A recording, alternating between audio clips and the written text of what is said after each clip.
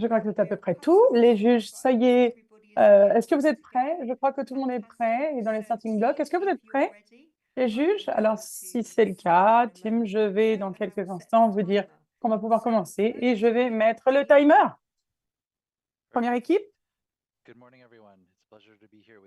Bonjour à toutes et à tous, c'est un plaisir d'être avec vous. Cette présentation se concentrera sur des services de transaction en matière de process mining. Tout d'abord, je m'appelle Jacques Trottier. Le gouvernement du Canada a des services extrêmement complexes et peu transparents. Le gouvernement dispose d'une riche base de données dans les systèmes d'information et des données sur les process mining très importantes. Et ces informations peuvent nous aider dans beaucoup de services. Au cours de ce challenge, on va se concentrer sur une démonstration d'un cadre de gestion de la performance en l'appliquant aux données relatives au passeport et à l'immigration. Mais déjà, parlons des process mining. C'est quoi? C'est à l'intersection de la data science et de la process science, de la science des processus. From event logs. So what's an event log? An event log. Pour mieux comprendre les processus. Alors, un journal d'activité ou un journal This data lives inside existing systems like your de SAP or Oracle ERP or a Microsoft Dynamics. d'événements, c'est en fait un journal qui va répertorier les événements qui sont des empreintes numériques dans les systèmes d'information existants tels que la gestion des dossiers, le RP, etc.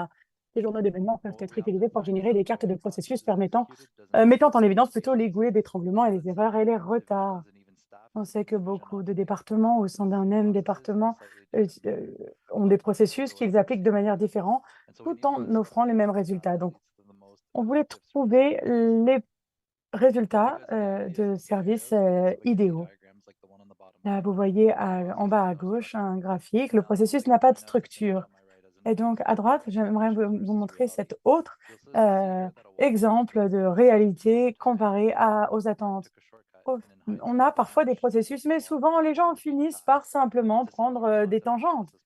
Et c'est la même chose pour le process mining. On conçoit des processus avec l'attente que ça fonctionne d'une certaine manière, et quand on passe en production, on ne voit pas vraiment si ça a été bien exécuté. Donc, qui peut bénéficier de ça? Alors, les services d'immigration et des passeports, ou même des certifications de pilote, mais la réalité, c'est que avec ma collègue, on a donné des POC pour illustrer tout cela. Je vais maintenant lui donner la parole pour montrer des exemples de réussite avec l'utilisation de process mining. In fall 2021, Transport Canada piloted process mining, uncovering valuable insights that paved the way for improved efficiency and decision making. Among the four processes scrutinized, two stood out prominently for their impact and potential benefits. Personal security screening is one of the processes that we actually mined.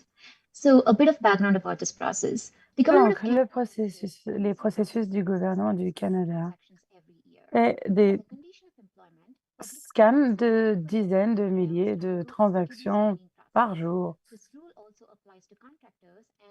Et il y a des contractants qui font ce scan pour le gouvernement. Pendant la pandémie, ils ont mis en place une nouvelle plateforme de scanning, y compris une plateforme en ligne pour les candidats lorsqu'ils postulaient pour un poste. Et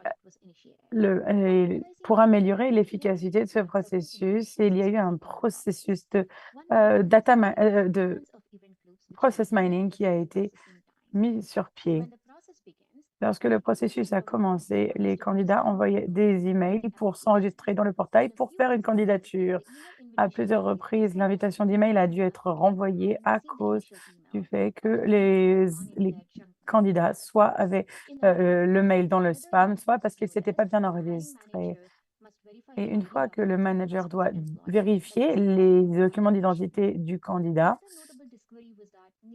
on s'est rendu compte que 45% des screenings pour les candidatures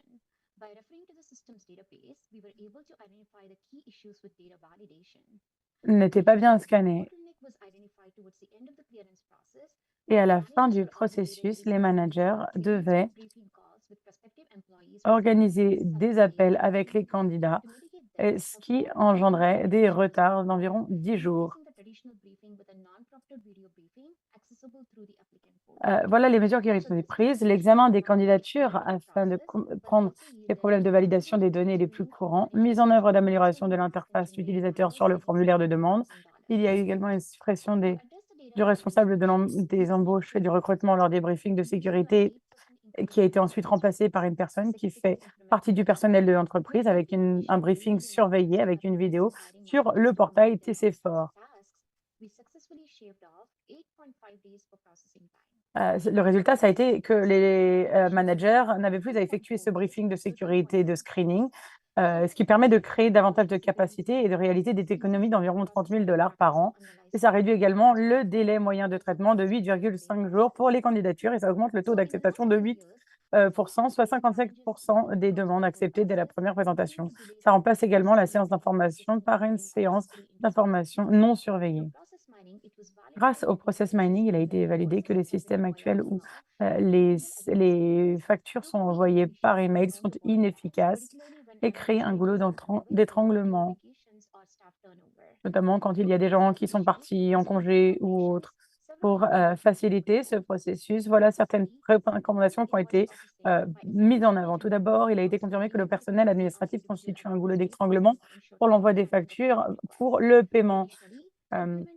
Les recommandations sont les suivantes. Centraliser le traitement des factures plutôt que de confier à chaque membre du personnel administratif le soin de traiter les demandes de paiement. Envoyer des rappels ou notifications de suivi aux gestionnaires et aux managers pour qu'ils approuvent les factures à proximité de la date d'échéance. Et la mise en œuvre de traitements intelligents des documents pour automatiser le traitement des factures permettrait au département d'économiser environ 150 000 $ par an. En utilisant le machine learning et les algorithmes, il pourrait automatiser le traitement des factures et baisser donc les coûts. Mettre en place IDP pourrait engendrer des économies d'environ 150 000 $ pour le gouvernement. Voilà la proposition de valeur. Nous sommes à l'intersection de l'innovation et de l'efficacité. Grâce au process mining, notre mission est d'utiliser les connaissances pour mieux gérer le scanning des passeports et des candidatures d'immigration. Et le but étant également de créer un cadre de gestion de la performance pour les départements du gouvernement du Canada. Grâce à des solutions basées sur les données, le but est de reproduire et élargir les informations pour créer un centre d'excellence du gouvernement du Canada. Nous voulons des optimisations avec un hub où l'innovation prospérerait, où les bonnes pratiques soient partagées, où l'excellence soit la norme dans les différents départements. Quels sont les avantages immédiats du process mining? Le process mining donne une information sur une séquence d'activités au sein d'un processus avec davantage de transparence. Ça a identifié également les goulets d'étranglement, les déviations et les zones d'inefficacité. Ça permet également d'identifier les opportunités d'automatisation. Mettre en place ce type d'opportunités, vous pouvez également vérifier la conformité et le respect des accords de niveau et faire baisser les coûts administratifs, ainsi que identifier les résultats différentiels, les potentielles différences de résultats et les biais éventuels. Ça aide également à éviter les préjugés et améliore la responsabilité sociale. Les potentiels à plus long terme, le process mining grâce à l'analyse historique des données, ça peut permettre également des processus plus normalisés, prévisibles et matures, anticiper des problèmes à venir et mettre en place des mesures pour les éviter, améliorer le service et la satisfaction des clients, la transformation digitale en serait meilleure.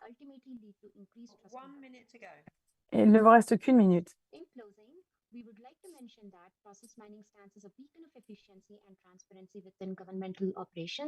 Et ça améliore la transparence dans les opérations gouvernementales, car à l'heure actuelle, il y a une vraie complexité dans ce type de processus et cela améliore la transparence et la reddition de comptes pour le gouvernement. Merci beaucoup. Bravo pour le timing. Je dois avouer que j'ai un peu eu du mal à tout comprendre quand je voyais les diapos, mais quand j'ai vu la diapo avec, et la photo surtout de la forêt avec les deux sentiers qui divergeaient, j'ai vraiment bien compris. Alors bravo, bravo, merci beaucoup. Et on va commencer avec les questions, Élise. Merci, bravo à l'équipe, ça a été une excellente présentation. Pareil, j'ai vraiment beaucoup aimé la photo avec les deux sentiers. Je trouve que c'est une image très parlante. Alors, à l'évidence, vous avez bien fait votre pitch. On parle de combien c'est incroyable cette solution. J'aimerais que vous nous en disiez davantage sur les défis de la mise en œuvre. Je pense notamment à l'aspect culturel et l'aspect humain. Euh, Par ailleurs, vous avez souligné certains des éléments de mise à l'échelle. Au-delà de l'utilisation dans un département, vous avez parlé de différents processus pour lesquels ça peut être utilisé, mais est-ce que ça peut être utilisé dans d'autres départements? Je sais que les transferts de sécurité, c'est toujours un problème. Le scanning de la sécurité pour les processus de recrutement, je sais que ça peut être très utile, mais y a-t-il d'autres Yeah, applications? go ahead, Jack. Yeah. Que tu veux prendre la parole? N'hésite pas à ajouter quelque chose si j'oublie quelque chose, hein. Alors, pour parler de la première question sur les défis, alors l'accès aux des données, clairement, ça n'est pas toujours facile. Il n'est pas toujours facile d'avoir accès aux données et de convaincre les process owners de nous donner les clés de ces données. On a déjà eu ce souci au département du transport au Canada, donc on a quand même réussi à surmonter certains de ces obstacles, notamment on a dit très clairement quand on rentre dans des systèmes qui identifient des informations personnelles, on est très clair, on ne va pas chercher des informations personnelles. Nous, ce qu'on cherche, c'est 3 colonnes dans une énorme base de données, le journal d'activité et d'événements, l'identifiant pour cette opération.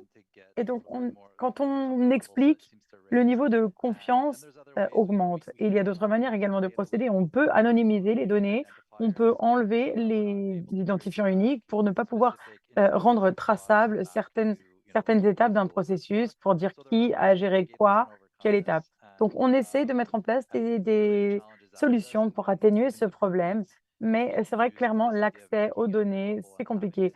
De manière générale, également, sensibiliser les départements pour qu'ils nous donnent accès aux données dans un format qui soit le bon, notamment l'hôpital. Il y a un hôpital qui anonymise les informations déjà pour des recherches et donc tout le monde peut déjà avoir accès à ces données puisqu'elles ont déjà été anonymisées en amont. Donc, plusieurs parties prenantes peuvent les utiliser. Donc, à long terme, je pense que de manière générale, c'est ce que le gouvernement du Canada devra faire également. Mais on reconnaît qu'il y a des obstacles à la mise en œuvre dans différents aspects, notamment pour ce qui est de la mise à l'échelle, le procure to pay, ça peut être très important. On peut l'utiliser, ça peut aller au-delà du scan de sécurité. Le process mining améliorera les services publics de manière générale. Nous pensons qu'il y a de nombreux services qui pourront être améliorés. On l'a vu d'ailleurs pendant la pandémie, ils ont été mis à mal et le but, c'est vraiment de trouver des alternatives pour atténuer ce type de crise à l'avenir, afin que nous ne soyons plus, nous l'espérons, dans les médias comme nous l'avons été par le passé pour les mauvaises raisons. Merci beaucoup, Jacques. Est-ce que c'est vous qui avez partagé votre écran? Est-ce que vous pourriez arrêter, s'il vous plaît, pour qu'on puisse voir tous les membres de votre équipe, s'il vous plaît? Merci beaucoup. Formidable. Qu'y a-t-il quelqu'un d'autre qui voudrait revenir avec une question, si ce n'est avec une réponse à cette question? Si ce n'est pas le cas, on donne la parole à un autre juge. Wesley, vous avez une question? Alors, avec plaisir, oui, merci beaucoup. C'était une présentation tout à fait intéressante. J'ai réfléchi là et je me dis, il y a 3, 4, 5 ans, on parlait vraiment partout des lean process, des processus lean. Alors, je me demande quel est le lien avec ça? Parce que vous avez parlé de ML, de machine learning. Je ne vois pas bien le lien en fait. Où est-ce que vous utilisez le machine learning? Et j'ai une autre question. Y a-t-il un lien avec les jumeaux digitaux? Est-ce que... Et ensuite, c'est bien d'identifier les goulots d'étranglement, vous l'avez dit. Et maintenant, l'étape suivante, c'est surtout d'essayer de les éliminer. Alors, comment est-ce que vous faites ça? Est-ce que c'est possible? N'hésitez pas, hein, d'ailleurs, à allumer votre caméra, les autres membres de l'équipe. Jagdi, do you want to take that? Sure. I mean, there's definitely links with Alors, Linux il and y a Sigma, des liens avec but it's Sigma et le one machine one learning. of the things I like to tell Ce que j'aime dire, moi, going around and sort quand of on a socializing this idea and un this peu plan, parlé de you know, cette idée, you can bring in groups like KPMG on or any of peut the other big faire ones, venir des gros groupes tels que les Big Four, KPMG et autres, faire des entretiens avec des gens. Ça prend de l'argent, ça prend du temps et c'est coûteux, alors que les données, elles sont déjà dans vos systèmes la plupart du temps. Et ça vous donnera d'ailleurs une vision plus objective. C'est pas pour dire qu'il y a une manière ou une autre qui est meilleure que l'autre. Simplement, je regarde le style des entretiens, comme on le faisait jusqu'ici, comme étant un- une approche basée sur la qualité, tandis que cette solution est basée vraiment sur la quantité. La prédiction ML, euh, ça aide également à éviter les goulots d'étranglement. Disons que si vous avez des services qui sont gérés de manière différente et qu'il y a une manière de traiter une transaction, on peut voir quelles sont les voies communes pour rendre ces processus efficients. Mais il n'y a pas de lien immédiat avec le machine learning. Pour l'instant, c'est juste pour dire que il y a beaucoup de choses qui peuvent être faites une fois qu'on aura trouvé des solutions sur le processus PDP. C'est pas uniquement quelque chose à utiliser une fois, ce serait une vision de process mining à long terme. Une fois qu'on a mis ça en place, on pourra l'utiliser en se disant comment est-ce que mes processus, comment est-ce ils se portent d'une semaine à l'autre, d'un mois à l'autre. Donc, et je me souviens que vous aviez une autre question, mais elle m'échappe. Okay. Est-ce que j'ai répondu à vos questions? Alors, je crois qu'on avait une autre question. C'était Julie qui nous l'a posée. Merci beaucoup pour les présentations. J'avais deux questions. L'une d'entre elles était, avez-vous l'intention de vous faire conseiller par des experts pour vos processus? Parce qu'il y a certaines étapes dans un processus qui sont également expliquées. Alors, moi, je n'ai pas tout compris dans la présentation, mais, mais vous avez été très clair dans votre présentation de manière générale. Vous avez bien utilisé les graphiques et les photos pour nous permettre de bien comprendre, tout. Même moi, qui ne suis pas une experte, mais l'autre question, vous vous concentrez sur les processus. C'est un avantage dans ce domaine parce que vous ne vous concentrez pas sur les processus de décision, de prise de décision. Vous essayez de simplifier des processus et c'est quelque chose que vous voulez probablement faire ressortir davantage et évoquer parce que là, il y a une question déontologique dans les services de gouvernement si on nous demande de reposer sur des services comme ça. Donc, pour moi, c'est vraiment une valeur ajoutée que vous voudriez peut-être davantage mettre en lumière. Donc, c'était un commentaire et en même temps une question. Jacques, do you want me to? Yeah, go do you for want it, me to- Peter. Yeah, so one of the reasons that IRCC has Une des become raisons pour lesquelles the target for us is because there's three members of our team, Brad Hmm. and myself, who are on cible l'AOCC, c'est parce que certaines personnes de notre équipe en font partie. Donc, on a été en mesure de donner du contexte pour les processus qu'on connaissait. On connaît également des gens qui travaillent sur ces processus. Donc, on peut trouver les personnes qui pourront nous aider à mieux comprendre les processus et à répondre à nos questions. Sorry, I also wanted to add that process owners are Je voulais ajouter également les process owners sont présents dans les débuts du processus et à la fin du processus, quand on sera en mesure de montrer les résultats. Une fois que la cartographie aura été faite, on va parler aux process owners et la réviser, voir la cartographie pour voir si le modèle généré par l'outil est synchronisé avec le processus ou s'il y a une déviation. Et là, les process owners vont nous aider pour trouver des déviations ou des problèmes de plainte. Donc, les process owners sont présents au début, mais également vers la fin. Oui, vous vouliez ajouter quelque chose? Je voulais simplement dire que l'une des raisons pour lesquelles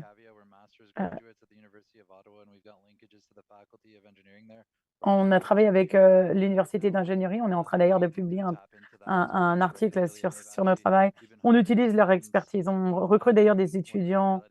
Quand on a fait le pilote avec le département du transport sur un autre programme, et l'un des avantages c'est que les professeurs qui travaillent avec nous, ils nous donnent de la consultance gratuite en quelque sorte.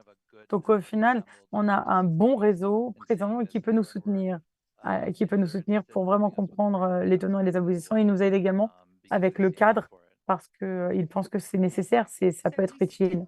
Merci beaucoup. Il nous reste jusqu'à 5 minutes. Dominique, Gabriel.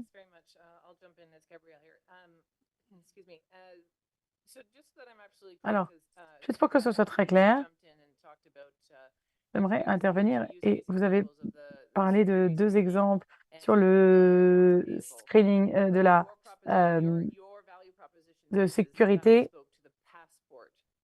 Vous avez parlé des processus de passeport. Et je veux juste, c'était beaucoup d'informations, c'était extrêmement dense, donc je ne veux pas me méprendre. Vous avez différentes briques du point de vue des comptes séquestres et des comptes à payer, des processus de paiement et des processus de sécurité pour les passeports. Oui, tout ce qu'on a fait pour l'instant, ça a été dans le transport, mais on a hâte de voir comment on peut l'appliquer dans d'autres domaines et champs d'application. On veut créer un cadre et le développer pour que ce soit un point de départ, pour que les autres départements l'adoptent. Dans le meilleur scénario, on adorerait faire ça à temps plein pour tout le gouvernement s'il y a une vraie valeur ajoutée et on veut créer une équipe autour de cette solution et c'est vraiment notre objectif. Formidable, donc ça m'amène maintenant à ma deuxième question. Alors, Isabelle, dans votre diapo sur la proposition de valeur, c'est intéressant. J'aimerais que vous nous en disiez plus. Dans ce cadre, puisque vous avez parlé des liens avec les universités et les experts en la matière, la partie données, alors vous avez des statuts, des identifiants. Est-ce que c'est assez d'informations pour comprendre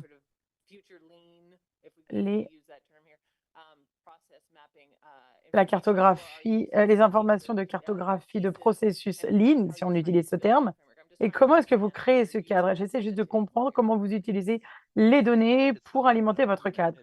C'est le minimum, c'est vrai, mais c'est suffisant. Jusqu'ici, tout ce qu'on a fait a été uniquement avec ces 3 colonnes et les autres valeurs substantielles, mais plus on peut ajouter comme de colonnes et plus de données, plus on peut faire de filtres et avoir différents points de vue, mais d'interprétation, donc c'est très utile. Mais de manière générale, quand on travaille avec les passeports et l'immigration, s'ils veulent bien partager d'autres données qui n'ont pas d'impact sur la sécurité des informations, on serait très content. Mais les 3 colonnes, c'est suffisant. Dominique, il y a peut-être une question également? Très rapidement, je crois qu'il y a 2 éléments principaux. Tout d'abord, la mise à l'échelle. Ce sont des processus qui sont énormes et donc la valeur comparée à l'investissement est énorme si on arrive à l'appliquer à différents départements. Il y a des milliers de passeports qui sont scannés tous les ans et donc si on peut améliorer ne serait-ce que 10% de ces applications, ce sera énorme en termes de retour sur investissement. Et pour les processus de la OCC, souvent, quand un département bouge, les autres bougent également. Donc, il faudra voir comment on peut gérer ce type de solution quand on a une telle interdépendance entre les services.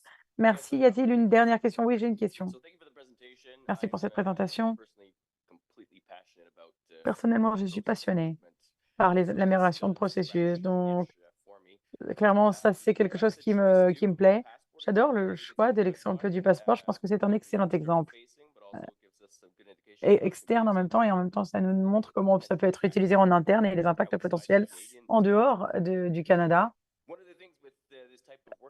Avec ce type de travail, qui, cela dit, peut présenter un type de défi, c'est à savoir comprendre qui est le process owner. Parfois, c'est une seule personne, mais parfois, c'est toute une équipe et ça rend les choses plus difficiles. Donc, je vais formuler ma question. De ce que je comprends, l'une des caractéristiques, c'est que vous allez créer cette blueprint. La blueprint, elle couvre, celle que vous allez développer, elle va couvrir quoi? Le début du processus jusqu'à la mise en œuvre de la solution pour jauger le succès de l'initiative, ou est-ce que ça s'arrête entre-temps? J'essaie de comprendre l'échelle de cette blueprint. Merci, vous n'avez que 30 secondes pour répondre à la question. Ce que je peux dire, c'est que pour l'heure, l'important, c'est le rapport à la fin. Ça inclut les parties prenantes, fournir l'accès aux données, le miner, l'analyser, et ensuite produire un rapport. Si les données ne sont pas suffisantes, peut-être qu'on va faire une analyse des lacunes en disant « Ah, et on ne enregistre pas les différents événements, il faut modifier le système pour aller enregistrer ces données, et ensuite on va refaire le process mining à l'avenir. » Excellent, merci beaucoup. Nous n'avons plus de temps imparti. Merci infiniment à toute l'équipe. Bravo pour cette formidable présentation qui a ouvert le bal. Merci aux juges également pour leurs questions. Vous allez pouvoir nous quitter l'équipe. Merci infiniment. Merci.